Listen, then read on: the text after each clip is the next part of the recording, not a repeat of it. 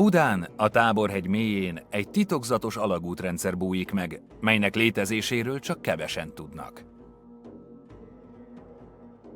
A szájhagyomány gáztározónak hívja, pedig nem is hasonlít semmilyen ismert földgáztárolóhoz. Igaz, máshoz se nagyon. Se nem bánya, se nem légoltalmi bunker. De akkor vajon mi? Története régen feledésbe merült.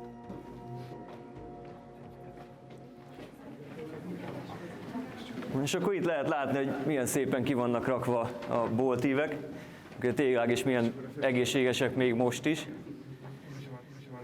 Gondoljatok bele, hogy ezt valamikor az 50-es évek végén építették, és még mindig ennyire jól állnak. Azért van olyan járatrész, ahol jobban be van omolva. Óvatosan. Itt mitől omlik a folyósó? Azért, mert nyomás helyeződik rá, és akkor itt egy kicsit mozoghat az egész.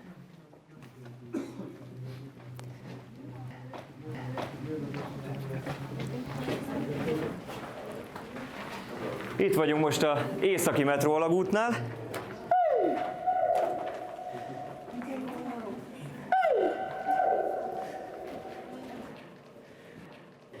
Látjátok, itt mögöttem ez a cső, ez az északi metró alagút maga, és nyilván ebből következik az is, hogy van egy másik.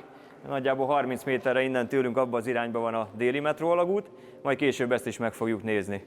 Ez olyan nagyjából 5-5,5 méter az átmérője, és csak nem 100 méter hosszú. Ugye ez is az 50-es évek közepén, végén készült, ugyanakkor, amikor a Budapesten a metrót építették. Jó eséllyel még ugyanazok az emberek is építették, ugyanazokkal a gépekkel, ugyanazzal a technológiával.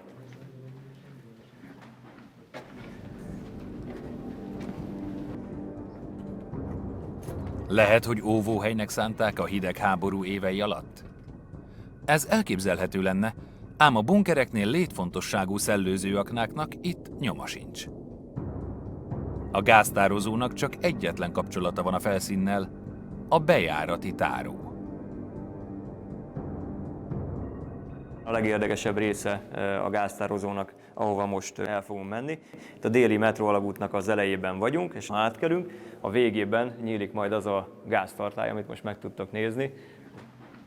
Úgyhogy gyertek, menjünk, nézzük meg. Itt is vigyázzatok az alján, mert itt is vannak ilyen tüskék.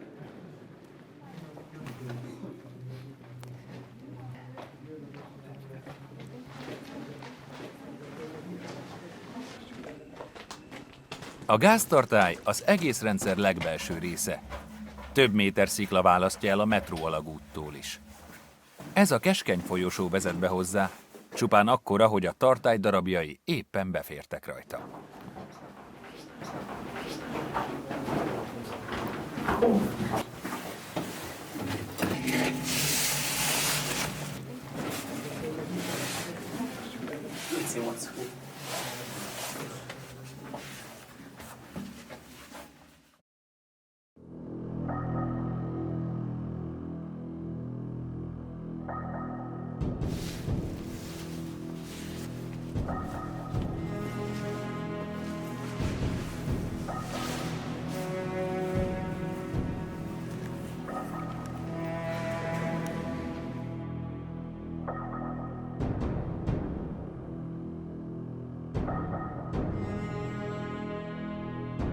A gáztartály maga 20 méter hosszú, átmérője 5 méter. A hatalmas fémhordó fala fél centi vastag acél, amit kívülről beton támaszt meg.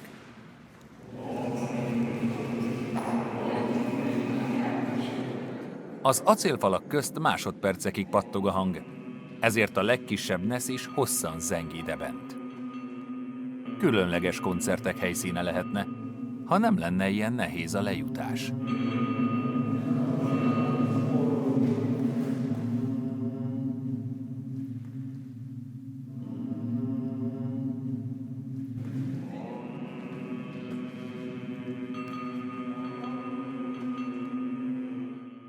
Bármi is lehetett az eredeti terv, végül nem valósult meg.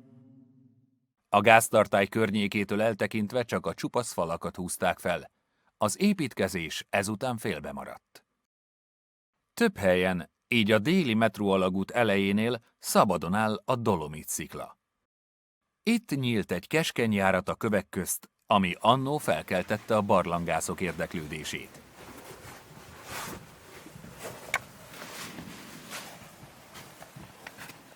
Az üreget geológusok és barlangkutatók kezdték el vizsgálni.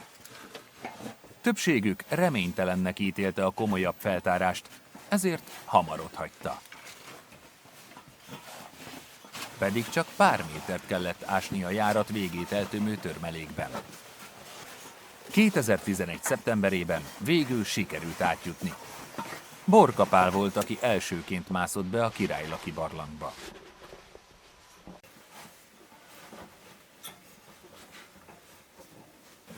A felfedezéskor persze nem segítette létre a lemászást, de ez nem gátolta a kutatást. A következő hetekben több csapat közös munkával átbontott még 2 szűkületet, s ezzel feltárták a ma ismert barlang jelentős részét.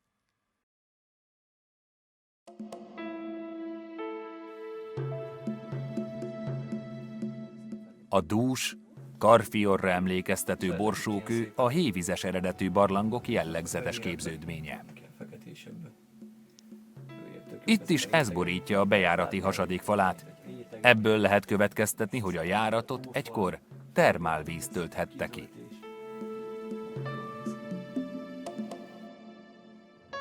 A Táborhegy anyaga tűzköves dolomit, ami 200 millió éve a triász időszakban keletkezett. A mészkőnél sokkal könnyebben porlódik, ezért nem szoktak nagyobb barlangok kialakulni benne. A 380 méter hosszú Királylaki barlang ezért is ritkaság. Megkülönböztetett természeti érték.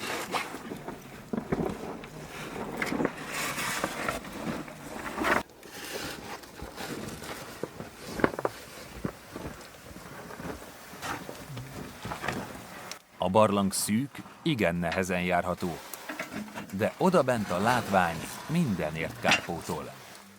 A borsókő mellett cseppkövek és göcsörtös heliktitek egymás hegyén hátán. A tiszta dolomit világos, a képződmények változatos színeit az anyagukban lévő egyéb vegyületeknek köszönhetik. A feketét mangán, a vöröses árnyalatot vasoxid okozza.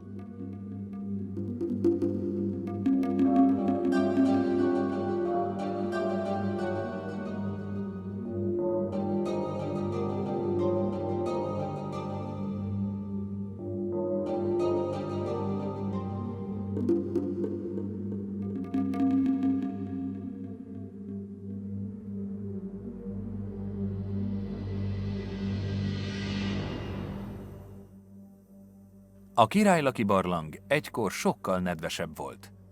Nem csak termálvíz, hanem a kőzet repedésein leszivárgó csapadék is alakította. Ezt tanúsítják a medúzaszerű cseppkövek. Ma már nem növekednek, sőt, vissza is oldódnak a száraz levegőben.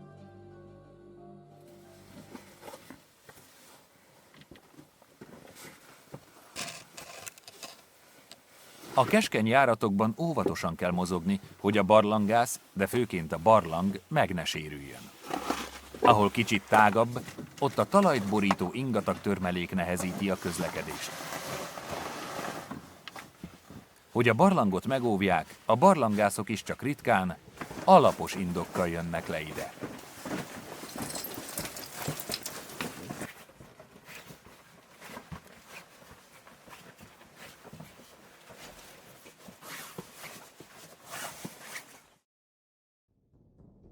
A barlang feltárása mellett a tárók titokzatos múltja sem hagyta nyugodni a kutatókat. Hosszú keresés eredményeképpen végre hiteles dokumentumra akadtak. Az alagútrendszer építésének 1960-ban megjelent műszaki leírására. A szájhagyomány tehát mégsem tévedett. Valóban gáztározót terveztek ide az 50-es években. A féle kísérleti projekt volt. Az elképzelés szerint a két betoncső lett volna a gáztartály. Ezekben tárolták volna a nagynyomású földgázt. Igen drága megoldás lett volna, de akkoriban a következő világháborútól rettegő hatalom jó ötletnek tarthatta. Mivel korábban hasonló gáztározó nem készült, meg kellett bizonyosodni a mérnöki tervek helyességéről. Ezért a kísérlet első fázisaként az alagútnak csupán 20 méteres szakaszát bélelték ki acéllal, ahol tesztelni tudták a rendszer teherbírását.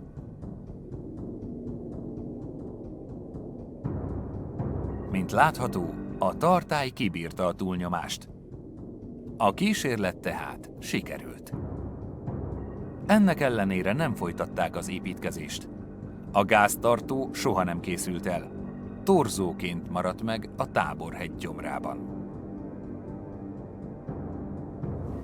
Létezése évtizedekig államtitok volt. Így feledésbe merült a hidegháborús paranoiának furcsa emlékműve.